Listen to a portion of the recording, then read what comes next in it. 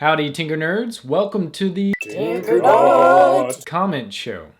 If you haven't seen my last video, you can click here to watch it. Alright, let's see what Tinkernut had to say.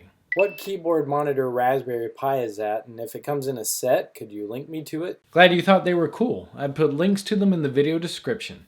Now you can be like me. Don't know why you'd want to. Best question in the world. Just how many flippin' Raspberry Pis do you have? Honestly, I've got about 10. I'm an addict. What are the benefits of your own email server? Ever since the Snowden leaks, there's been a new wave of people that want to take back control of their data from big companies like Google, Microsoft, or Yahoo. So one of the biggest benefits of hosting your own email server is that you retain control of your information. You wouldn't have to worry about governments asking companies like Microsoft to release your emails to them. You wouldn't have to worry about sites like Gmail ever shutting down and leaving you without access to your own data, like they did with GeoCities, Google Buzz, and Google Reader. How secure is it from attacks?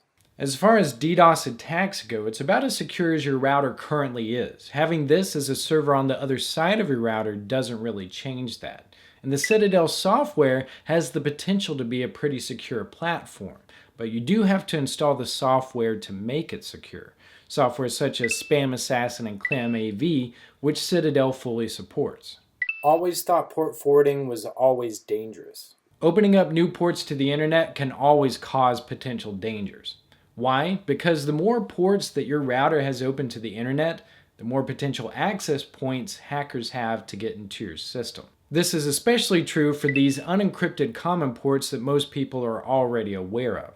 Instead, you probably want to use these more secure encrypted ports. Another good option that primarily applies to port 80 is to use a different obscure port number like 6105 or something like that, and then forward that to port 80 from within your router. Then all you have to do is type in your web address or external IP address, colon, and then that port number, and it should still bring up your web interface. What if port 25 is blocked by my ISP? So a lot of different ISPs may block port 25 in your area. If that's the case, you could try giving them a call and see if they're willing to open it up for you. It's worth seeing what happens.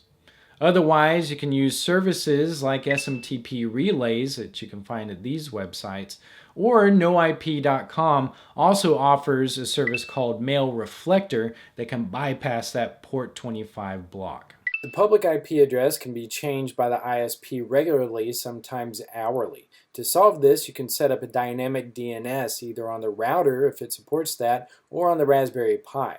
You basically enter the username and password for the NoIP account, and by doing it this way, the new public IP will be updated on their database.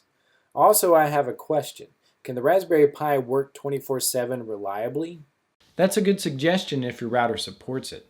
Another option, if you're using the NoIP subdomains and a Raspberry Pi, is to follow this tutorial, and it will send an automatic update to NoIP every time your IP address changes. And to answer your other question, I have left my Raspberry Pis running for weeks at a time and never had any issues with them, so I'd assume running them 24/7 should be okay, especially since they don't have any moving parts that could fail.